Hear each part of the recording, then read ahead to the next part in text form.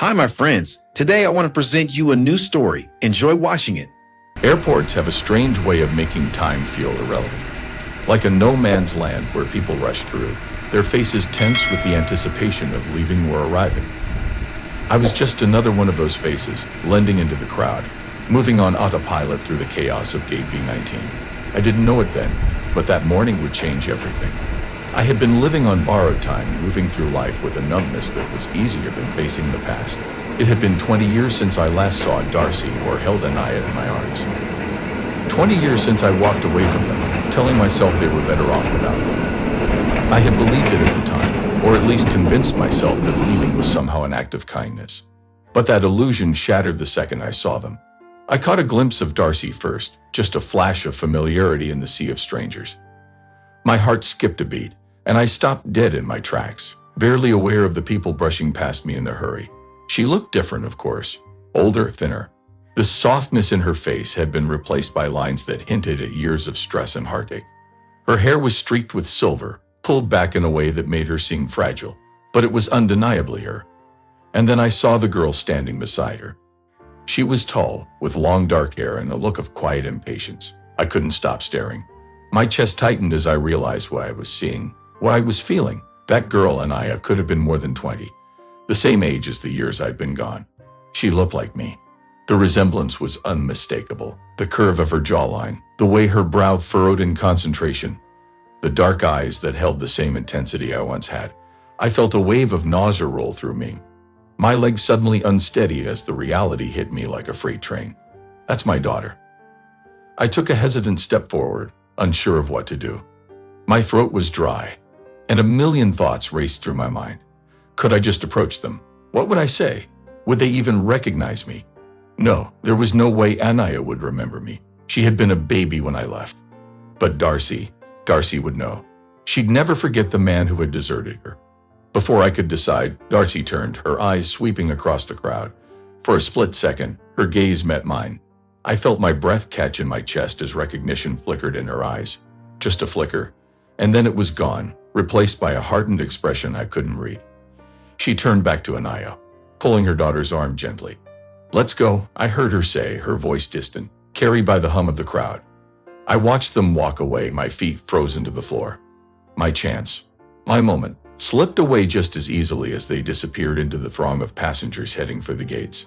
I wanted to shout, to run after them, but what would I even say? I had no right to stop them. I had no right to even be here. Yet something inside me stirred. A need, a longing that I hadn't allowed myself to feel for years. I had to find them again. I had to know if there was still time to make things right, or if I had ruined everything beyond repair.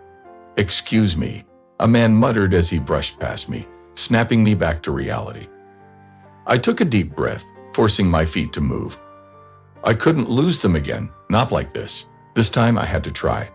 I didn't know how or where to start, but I knew one thing for sure: walking away a second time wasn't an option.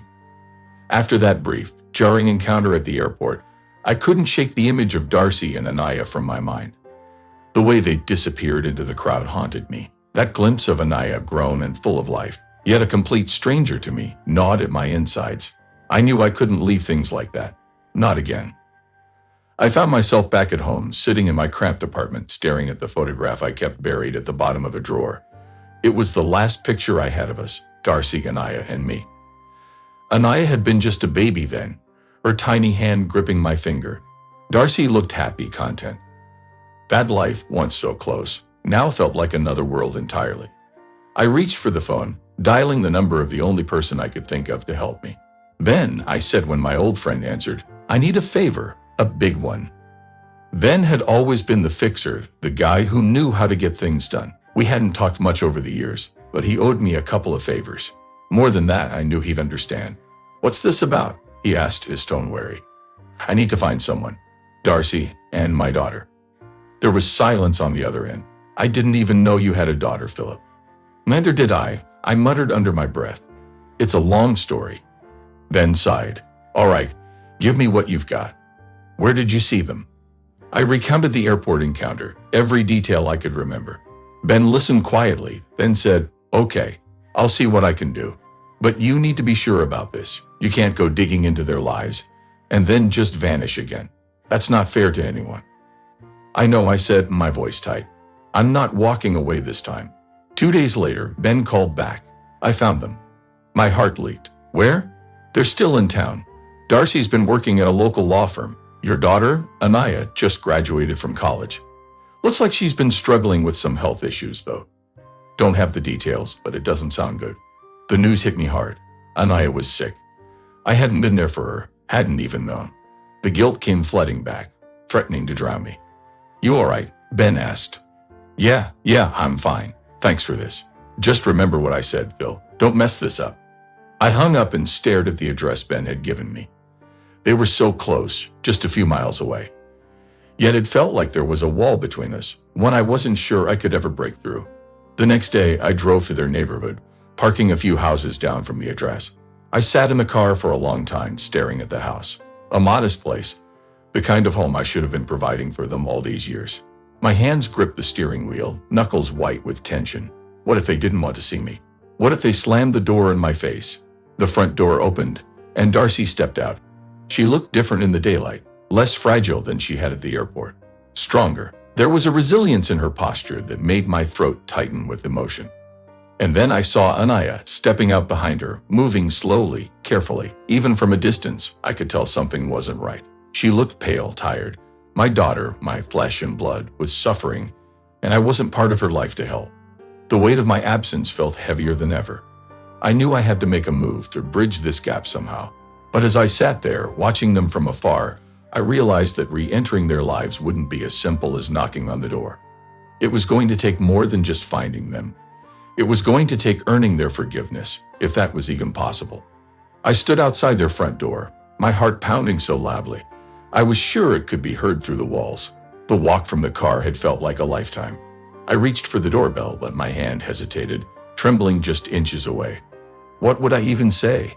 After all these years, how could I possibly explain my absence? I took a deep breath, steeling myself, and pressed the button. A few moments passed, and then the door creaked open. Darcy stood there, her eyes narrowing as she saw me. Her face was a mix of shock and something colder, resentment maybe. Philip, she said, her voice low, almost disbelieving. What are you doing here? I saw you at the airport, I stammered, trying to find the right words. I had to come, to explain. Explain? She interrupted, her tone sharp. After 20 years, you think you can just show up and explain everything away? I swallowed hard, the weight of her words sinking in. She was right. What explanation could ever justify leaving them? I glanced past her and saw movement inside. Anaya was sitting on the couch, her face pale, her body slightly slumped. My heart ached just looking at her. Is that him? Anaya's voice, though soft, carried a bitterness that stung. She struggled to stand, but Darcy gently placed a hand on her arm, guiding her to sit back down. Yes, it's him, Darcy replied, her gaze never leaving mine. Philip, you shouldn't be here. I know I don't deserve to be, I said quietly, but I couldn't walk away again. Not after seeing you, seeing her. My voice cracked slightly as I gestured toward Anaya. I need to try, please. Darcy's eyes softened for a moment, but she quickly masked it with a firm resolve. Anaya doesn't need this right now. She's been through enough. I'm not here to cause more pain, I said, my voice shaking. I just want to help. If there's anything I can do for her, for you. Darcy stepped outside, closing the door slightly behind her, blocking my view of Anaya. Help? You want to help now, Philip? She let out a bitter laugh. Where were you when we needed you? When we had nothing? When I was working 2 jobs to keep a roof over our heads? I was a coward, I admitted, my throat tightening. I ran because I was afraid of failing you both. You did fail us, she said, her eyes locking with mine. You failed Anaya. The truth of her words hit me like a punch to the gut, and I nodded slowly. I know, but please, I can't undo the past. I can't change what I did, but I'm here now, and I want to try to make it right. For Anaya. Darcy sighed, her shoulders slumping slightly. There was a long, tense silence between us. I could feel her weighing her options. The old wounds too deep to be easily forgiven. Finally, she spoke. Anaya's sick, Philip, really sick, and we've been handling it without you. But if you want to help, you'll have to earn that right. You can't just waltz back in and expect everything to be okay. I nodded, my heart heavy. I'll do whatever it takes. Darcy glanced back toward the house, then at me, her expression softening just a fraction. "We'll see." With that, she stepped inside and closed the door, leaving me standing on the porch, hopeful but painfully aware that this was only the beginning. Rebuilding the bridge I had burned would take more than just showing up. It would take time, patience, and a level of trust I wasn't sure I deserved. I sat across from Anaya in the small, dimly lit living room, my palms damp with sweat. She hadn't said a word since I arrived. Darcy was in the kitchen, giving us space, but I could feel her presence, watching, listening. Anaya's silence was suffocating. I searched her face, hoping for any sign of forgiveness or even acknowledgement. But all I saw was anger. Her eyes, so much like mine, were hard, full of resentment. "You look like me," I said, breaking the tense silence. It wasn't what I had planned to say, but it was the first thing that came out. I wanted to make a connection, no matter how small. Her lips tightened into a thin line. "And that's supposed to mean something," she replied coldly. Her voice was low but sharp. "You think I care about that?" I flinched at her words, but I couldn't blame her. She had every right to be angry. 20 years of absence doesn't just dissolve with an apology. "No," I said softly, "it doesn't. I know I don't deserve anything from you, Anaya. I want to be here now." She scoffed, folding her arms across her chest. "Now, after 2 decades, you think you can just show up, and I'm supposed to what? Welcome you with open arms?" Her words cut deeper than I expected, but I knew this wouldn't be easy. I nodded, swallowing hard. "I know I hurt you. I know I wasn't there when you needed me, and I'll regret that for the rest of my life. But I'm here to try and fix what I can, even if it's too late." Anaya shook her head, her eyes narrowing. "You don't get it, do you? You can't just fix things. You left us. You left me." Her voice cracked with emotion, and for a moment, I saw the hurt underneath the anger. "Do you have any idea what it's been like?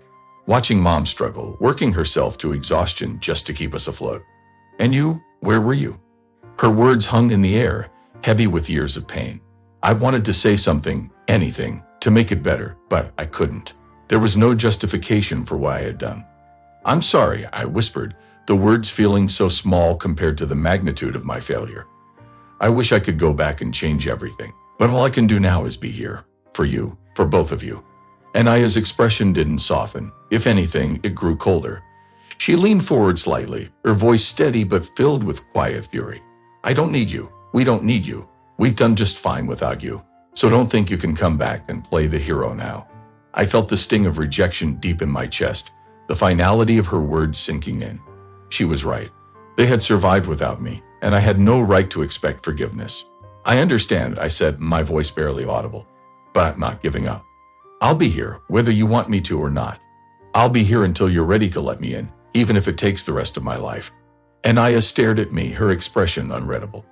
For a brief moment, I thought I saw something flicker in her eyes. Maybe doubt, maybe confusion, but just as quickly it was gone. She stood up, her movement stiff, and looked down at me. "I don't owe you anything," she said coldly before turning and walking toward her room, the door closing with a soft click behind her. I sat there in the silence, the weight of her rejection pressing down on me. It was worse than I had imagined, but I couldn't blame her. I had abandoned them, and it would take more than words to rebuild what I had destroyed.